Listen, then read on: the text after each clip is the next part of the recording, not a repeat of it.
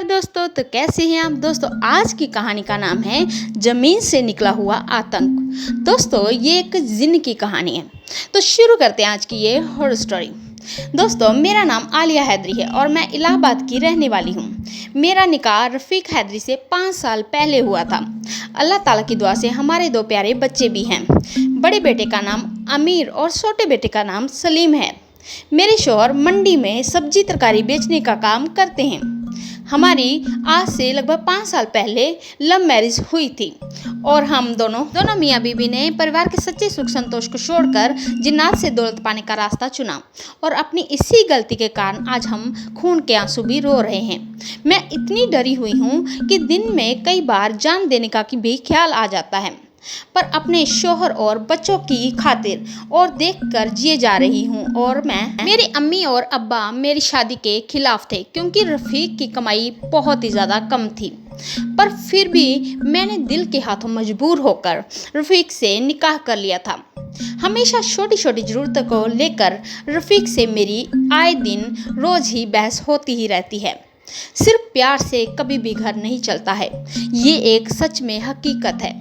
और मेरी इसी ज़्यादा सी दौलत पाने की भूख का एक फ़ायदा जिन ने उठाया। दोस्तों शबनम मंजिल के पास हमारा छोटा सा एक मकान है, वहीं से मेरी बर्बादी और तकलीफ़ों की शुरुआत हुई थी।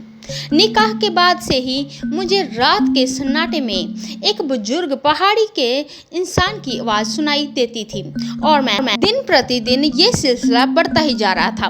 मैंने रफ़ीक से भी कहा था, पर उसने मेरी ये बात का वहम बताकर वह आए दिन इस बात को टाल दिया करता था। एक रात जब रफ़ीक काम से बाहर गए हुए थे और बच्चे भी मेरे भाईजान के घर में गए हुए थे, तब अंधेरे में एक परछाई मेरे पलंग के पास आकर खड़ी हो गई और मेरा नाम पुकारने लगी। मैं चीखने लगी, वहीं मेरी आवाज़ हलक में जैसे अटक ही गई थी। मैंने थोड़ी ही देर में हिम्मत जुटाकर और जान मारकर जब जोर से चीख लगाई, पर घर पर तो मेरी चीख सुनने वाला कोई भी नहीं था। पर हमारी पड़ोसन रजिया दौड़कर मेरे घर पर आई। मेरे साथ रजिया को भी वह परछाई दिखने लगी थी और अब ये विकराल परछाई मेरा और रजिया का दोनों का नाम पुकार रही थी। वहीं रजिया ने मुझे और मैंने रजिया को वहां पर कसकर पकड़ लिया था और हम दोनों ही कांप रही थी।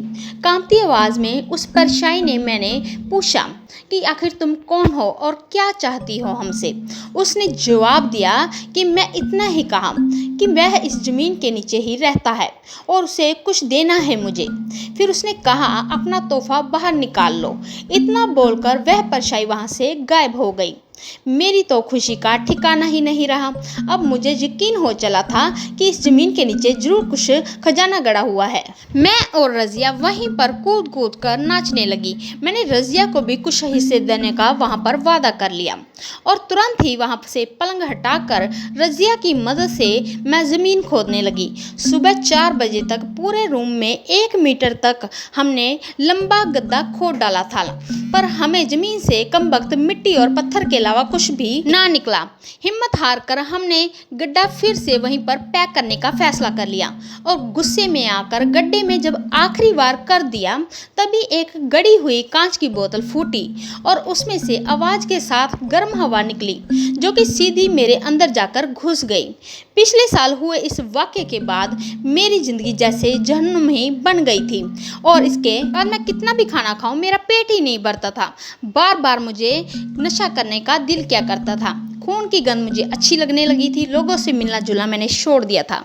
बार बार मैं खुद को मार देने का बात कहा करती थी। मेरी पड़ोसन रजिया भी अचानक शहर छोड़कर वहां से चली गई थी और मेरी इस तकलीफ के बाद मेरी अम्मी ने दरगाह का धागा लाकर मेरे हाथ में बांध दिया। रफ़ीक भी दिन में 3-4 बार मेरी खैरियत जाने के लिए मंडी से फ़ोन किया करते हैं। तो दोस्तों कैसी लगी आज की ये हॉरर स्टोरी। ऐसी हॉरर स्टोरी सुनने के लिए आप हमारे चैनल को लाइक से सब्सक्राइब करना ना भूलें। प्लीज़ दोस्तों हमें आपके सपोर्ट की बहुत ही ज़्यादा ज़रूरत है और अगर आपको ये हॉरर स्टोरी पसंद आई है तो इसे अपनी फैमिली और फ्रेंड्स के साथ भी ज़रूर शेयर करें। धन्यवाद।